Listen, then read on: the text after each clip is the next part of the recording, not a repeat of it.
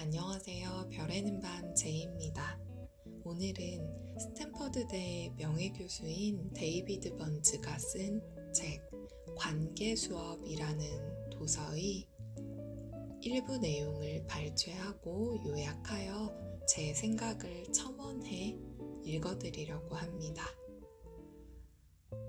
데이비드 번즈는 의사이기도 하고 인지행동치료 전문가이기도 하고요. 또한 작가이기도 합니다. 관계수업이라는 책은 사람 때문에 매일 괴로운 당신에게 나는 왜 인간관계가 힘들까, 어떻게 말하고 어떻게 살아가야 할까에 관한 대인관계 기술을 제시하고 있습니다. 이 중에서도 제가 가장 좋아하는 내용은 좋은 의사소통의 3가지 핵심 요소인데요. 이 내용을 발췌해 와서 제 생각을 일부 첨언하여 읽어드리겠습니다. 성찰하지 못하는 인생은 살아갈 가치가 없다고 소크라테스가 말했듯 철학자들과 명상가들은 오랫동안 이렇게 가르쳤습니다. 인생에서 가장 심오한 문제의 해답을 구하려면 자기 내면을 들여다봐야 한다고요. 불편한 관계에 시달리는 사람들을 치료하면서 나는 철학자와 명상가들의 가르침을 생각해보기 시작했습니다. 그리고 깨달았죠. 남 탓을 하는 대신 자기 자신의 문제에 집중하려는 의지를 굳혀야 한다는 것을요. 상대와 나의 불편한 관계의 초점은 상대가 아니라 오직 자신이 범한 오류에만 한정하는 겁니다. 분명히 상대방이 오류를 숱하게 범해도 마찬가지입니다. 자신이 상대에게 한 말을 꼼꼼히 살피면서 자신의 반응이 좋은 의사소통의 본보기인지 나쁜 의사소통의 본보기인지 스스로에게 물어볼 필요가 있습니다. 그렇지만 깨달음이란 때로 고통스러울 수 있습니다.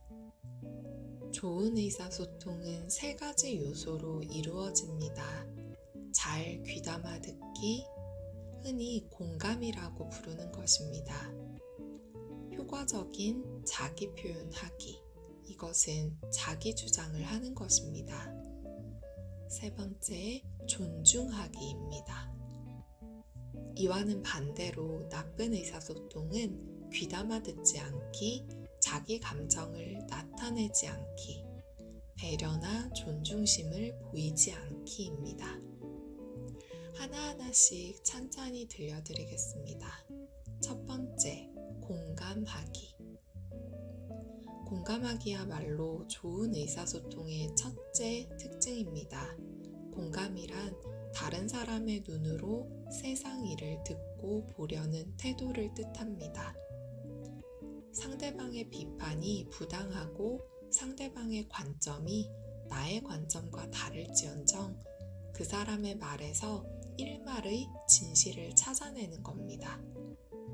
또 상대방의 말에 입각해서 그 사람의 생각과 감정을 인정해 주는 겁니다. 우리는 상대가 힘들 때, 아플 때, 슬플 때, 행복할 때 공감을 곧잘 합니다.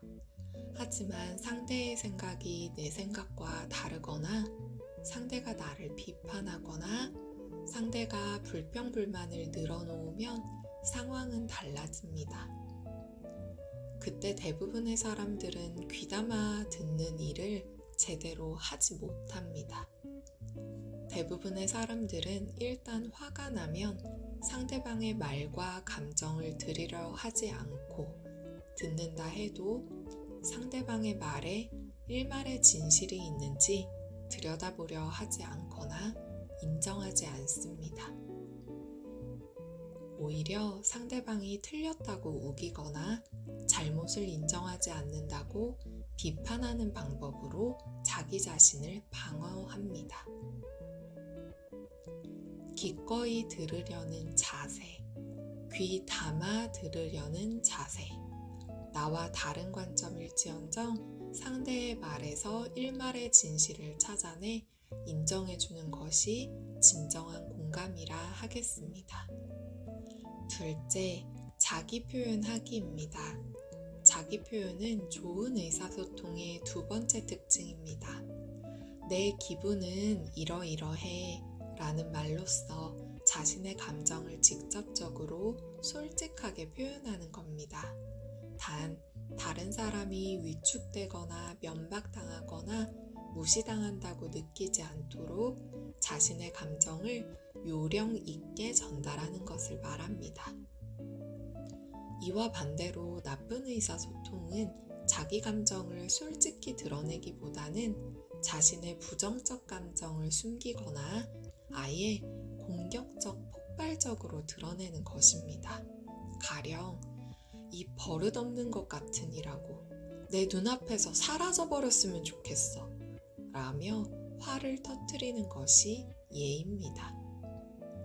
이런 말은 분명히 화가 났다는 표시는 맞지만 내 기분은 이러이러해 라는 표현이라고 할 수는 없습니다. 적개심이 담겨있기 때문입니다. 이런 말은 오히려 너는 이러이러하다는 상대의 비판하기에 속합니다. 자신의 둘레에 벽을 쌓아놓고 상대방을 공격하기 위한 자기 표현이기 때문입니다. 너는 이러이러하다는 표현은 더 큰 갈등과 싸움을 일으킬 뿐입니다.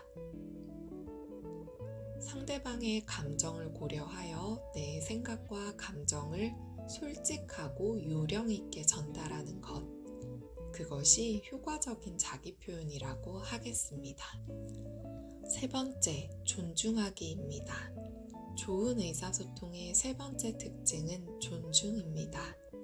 갑갑하고 짜증스러워도 친절, 보살핌, 존중의 자세로 다른 사람을 대해주는 것입니다.